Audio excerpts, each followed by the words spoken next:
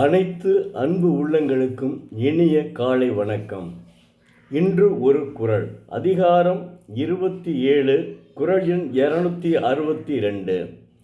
தவம்.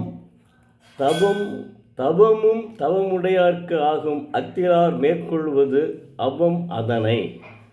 தெய்வப்புலவர் திருவள்ளுவர், பயனே அன்றி தவம் தானும் உண்டாவது முன் தவமுடையார்க்கே ஆகலான் அத்தவத்தை அதன் அம்முன் தவம் இல்லாதவர் முயல்வது பயன் முயற்சி இல்லையா என்கிறார். அதாவது சுருக்கமாகவும் விளக்கமாகவும் சொல்கிறேன். தவம் செய்தல் என்பது தவம் ஒழுக்கம் உடையவருக்கே முடியும். ஆகையால் அத்தவத்தை ஒழுக்க மற்றோர் மேற்கொள்ளுதல் வீணே. அதாவது தவ ஒழுக்கம் இருக்கிறவனுக்கு தான் தவம் செய்ய முடியும், எல்லாரும் செய்ய முடியாது. அதனால் தான் தெய்வப்புலவர் உணர்த்துகிறார். அடுத்தது அதிகாரம் 52, தெரிந்து வினையாடல். குறள் எண் 512.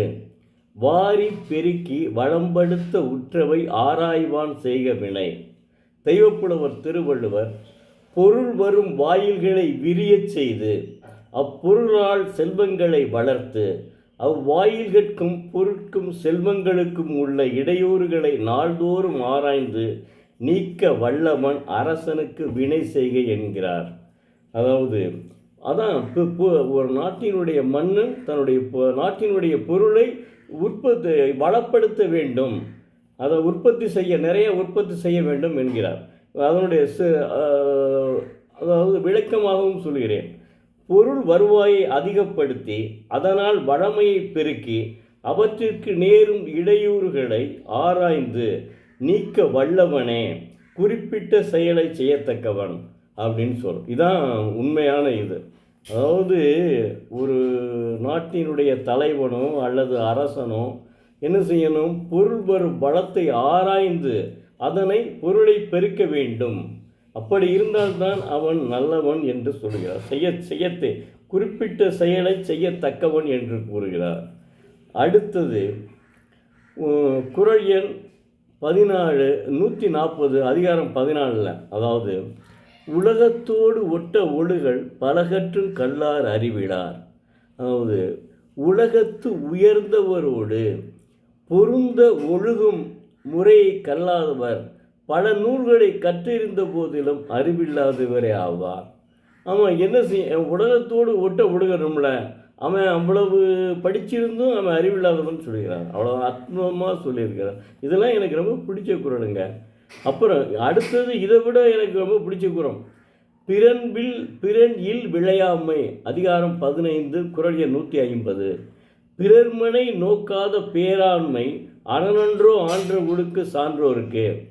பிறருடைய மனைவியை விரும்பி நோக்காத பெரிய ஆண்மை சான்றோர்க்கு அறம் மட்டுமன்று நிறைந்த ஒழுக்கமும் ஆகும். ஏன் உன்னுடைய மனைவி இருக்கையிலே நீ ஏப்பா அங்கே போய் அடுத்தவனுடைய மனைவியோடு தொடர்பு கொள்கிற? செய்தித்தாளில் பார்க்குறோம்ல, அதை உடனே என்ன செய்கிறான்? வர்றான், 2 பேர்த்தையும் நேரடியாகவே பார்த்து அப்படியே போட்டு தள்ளிடுறான். அதுதான், அதாவது எதுக்கு நம்மளுடைய மனைவியை இருக்கும்போது ஏன் அடுத்தவன் மனைவி ஆசைப்படுகிறாய்? அற்புதமாக சொல்லியிருக்காருங்க. இப்படி நிறைய பேர் இருக்காங்க. இதெல்லாம் ஒருத்தரும் பார்த்தா. அதனால தான் டெய்லி நாளிதழில் செய்தி ஒரு இது வந்துக்கிட்டே இருக்கும். இது மாதிரி கொள்ளை இந்த மாதிரி கற்பழிப்பு இப்படி வந்துக்கிட்டே இருக்கும். அதனால தான் பிறர்மனை நோக்காத பேராண்மை அறனன்றோ ஆன்ற ஒழுக்கு சான்றோர்க்கு. பிறருடைய மனைவியை விரும்பி நோக்காத பெரிய ஆண்மை சான்றோர்க்கு அறம் மட்டும் அல்ல, அவன் ஒழுக்கமும் நிறைந்தவன் என்று சொல்கிறான். ஒருத்தார்க்கு ஒரு நாடு இன்பம் அதனை பொறுத்தார்க்கு பொன்றும் துணையும் புகழ். உதாரணத்திற்கு, அதாவது ஒருத்தார்க்கு அன்னைக்கு அந்த ஒருத்தார்க்கு ஒரு நாடு இன்பம் பொறுத்தார்க்கு பொன்றும் துணையும் புகழ். உதாரணமாக சாக்ரட்டிஸ்,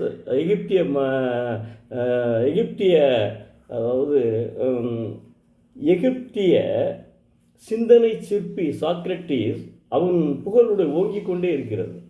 ஏன்னா அவனுடைய பேச்சாற்றலும் சிந்தனை சிறகுகளும் அனைவரையும் அப்படியே எல்லாத்தையுமே ஒருங்கிணைக்கிறது. ஏன்னா அவன் சிந்தனை சிற்பி அல்லவா. அதனால் அவனை இப்படி ஒன்று மன்னராட்சி. அப்போ மன்னன் என்ன செய்யறான்னா அவனை தூக்கி இவன் மன்னர் ஆயிடுவான் பிறகு. இப்போ நான் சொன்னல ஒரு இயக்கத்தில் இருக்கிறவன் ஒரு புத்தகம் எழுதியிருப்பான், ஆனால் அவன் 10 புத்தகம் எழுதுவதை கிரிட்டிசிசம் பண்ணுவான். அதாவது ஒரு காரணம், ஒரு பிள்ளை பெற்றவ இருப்பா, 10 பிள்ளை பெற்றவ இருப்பா. இந்த 10 பிள்ளை பெற்றவளை விட்டு 10 பிள்ளை பெற்றவளை இந்த ஒரு பிள்ளை பெற்றவள் இவன் என்ன அப்படின்னு கிரிட்டிசைஸ் பண்ணுவான். அதுதான் இவன் என்ன இந்த சாக்ரட்டிஸ் இருக்காரு, சாக்ரட்டிஸினுடைய புகழ் ஓங்கி கொண்டே இருக்கிறது. இளைஞர்கள் கூட்டம் அவர் பக்கமே பின்னாடி செல்கிறது. இந்த மன்னன் பார்த்தான், என்னடா இது, இவனே அந்த இயக்கத்துக்கு தலைவனாக வந்துடுவான் பிறகு அப்படின்னு நினச்சிட்டு சாக்ரட்டிஸ் என்ன செஞ்சார், இவனே அரெஸ்ட் பண்ணுங்க அப்படின்னு சொல்லிட்டு அரெஸ்ட் பண்ணி இதில் போட்டு இவரை கொன்று விடுங்க. அங்கே அப்போ கொல்றதுக்கு என்னென்னா இது கொடுக்கணும், அதாவது விஷம் கொடுத்து தான் கொள்வது. அவருடைய ஃப்ரெண்டு தான்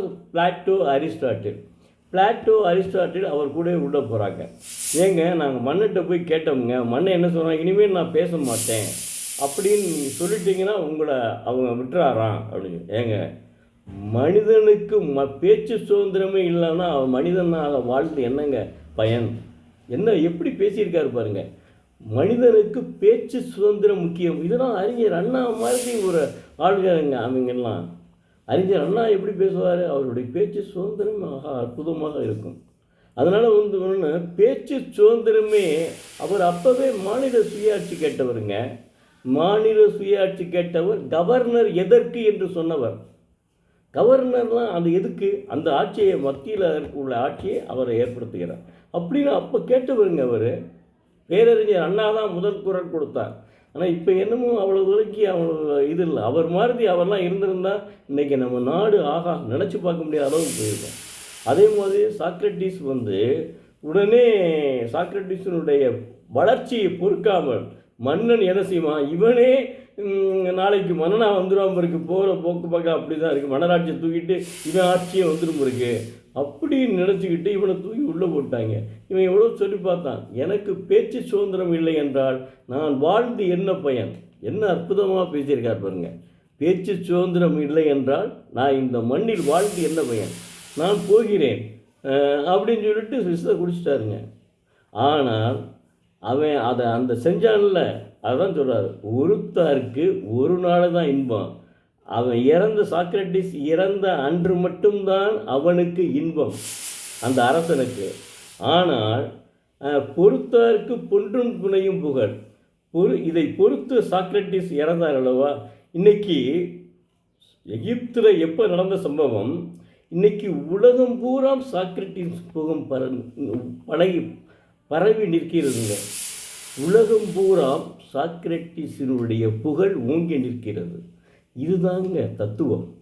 சாக்ரட்டிஸினுடைய பேச்சை கேட்டிருக்கேன். நான் சாக்ரட்டிஸினுடைய வரலாற்றை, வாழ்க்கை வரலாற்றையும் படிச்சிருக்கேங்க.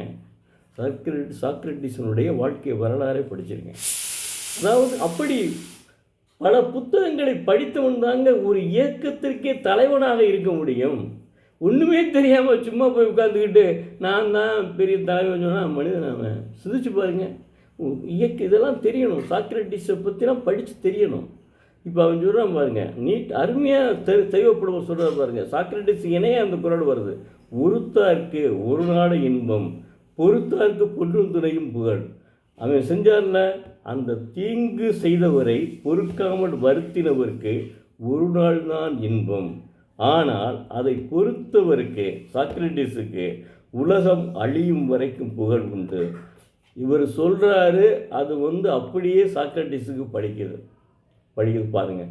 ஆனால் சாக்ரட்டிஸுக்கு அடித்து சொல்லிவிட்டாப்புல, நான் பேசாமல்லாம் இருந்து என்னுடைய பேச்சு சுதந்திரத்தை ஒருத்தன் அடித்தான்னா அதுக்காக நான் அப்படி போயிட முடியுமா? என்ன அற்புதமான குரல் பாருங்கள். இந்த மாதிரி இப்படி மனிதன் பேச்சு சுதந்திரம் இல்லை என்றால் அவன் மனிதனே, பேச்சு சுதந்திரம் கொடுக்கவில்லை என்றால் அவன் மனிதனே அல்ல. இது மக்களாட்சியினுடைய தத்துவங்க. அரசாங்கம் செஞ்சுட்டு போயிட்டு அதான் மன்னராட்சி, அதனால் ஒழிச்சோம் நம்ம. இப்போ மக்களாட்சி நடைபெற்று கொண்டு இருக்கிறது. மக்களாட்சியில் மனிதனுக்கு பேச்சு சுதந்திரம் உண்டு, எழுத்து சுதந்திரம் உண்டு, எல்லாமே உண்டு. ஆனால் சில அயோக்கியர்கள் மாதிரி பிறர் மனை நோக்காமல் இருக்க வேண்டும். என்ன அற்புதமாக அதுவும் சொல்லியிருக்கார் பாருங்க. பிறர் மனை நோக்காத பேராண்மை அறனொன்று ஆன்ற ஒழுக்கு சான்றோருக்கு. பிறருடைய மனைவியை விரும்பி நோக்காத பெரிய ஆண்மை சான்றோருக்கு அறம் மட்டுமல்ல, மிகவும் ஒழுக்கமுடையவன் என்ற பெயர் உண்டு. என்ன அற்புதமாக எழுதியிருக்காரு பாருங்க. அதாவதுங்க என்னன்னே தெரியலங்க. உண்மையிலே இப்போ கூட நடக்கக்கூடிய சம்பவங்களை அப்படியே பிரதிபலிக்குதுங்க. இல்லைங்கன்னா உங்களுக்கு நம்ம நம்ம அவர் என்ன நம்மளுடைய பாடகர் இவர் கவி பேரரசு வைரமுத்து அவர் சொல்லுவாராங்க. அவர் சொல்கிறாருங்க, கவி பேரரசு வைரமுத்து நான் நேரடியாகவே கேட்டேங்க. இந்த ராஜா முத்தையா மன்றத்தில் பேசையில் நேரடியாக நான் கேட்டேன். எனக்கு இடம் நான் எப்பவும் போல் 6 மணிக்கு போகிறேன், அங்கே பயங்கரமான கூட்டம் வெளியே நின்றுட்டு பார்த்துட்டு இருந்தேன். அவர் சொல்கிறாரு, நான் இறைபக்தி இல்லாதவன். ஓப்பனாக சொல்கிறாரு, நான் இறைபக்தி இல்லாதவன், ஆனாலும் நான் தெய்வப்புலவரை வணங்குகிறேன். அவருடைய மற்ற கொள்கையெல்லாம் எனக்கு ரொம்ப பிடிச்சிருக்கு. திருக்குறள் ஃபுல்லாகவே எனக்கு பிடிச்சிருக்கு. அதனால் நான் உயில் எழுதி வச்சுட்டேன் அப்படின்னு சொல்கிறாரு. எல்லாரும் மகனுக்கு சொத்து இவ்வளவு, மகளுக்கு சொத்து இவ்வளவுன்னு எழுதி வைப்பாங்க. இவர் என்ன உயிர் எழுதியிருக்காருன்னா, அவர் இறக்கும்போது, அவரை மண்ணிலே புதைக்கும் போது அவருடைய இதயத்தில் திருக்குறள் புத்தகத்தை வைத்து இது புதைக்க வேண்டும் என்று எழுதியிருக்கிறார். அவர் எப்படி இன்றைக்கி அவருடைய பாடலை நம்ம கேட்டு ரசிச்சிட்ருக்கோம். அவர் எழுதி வச்சுருக்காருங்க இப்படி. ஏன்னா அவர் ஒரு பெரிய கவிதை நிபுணர் அல்லவா. அவர் எழுதியிருக்காரு. இவங்களுக்கெல்லாம் மற்றவங்களுக்கு என்ன தெரியும்னு நினைக்கிறீங்க? இவரை பற்றி இதான் எழுதியிருக்காரு, அருமையாக. அதனால் இன்றைக்கி ரொம்ப நேரம் பேசிட்டேன். நாளை மீண்டும் ஒரு குரலை பேசுவோம். நன்றி, வணக்கம்.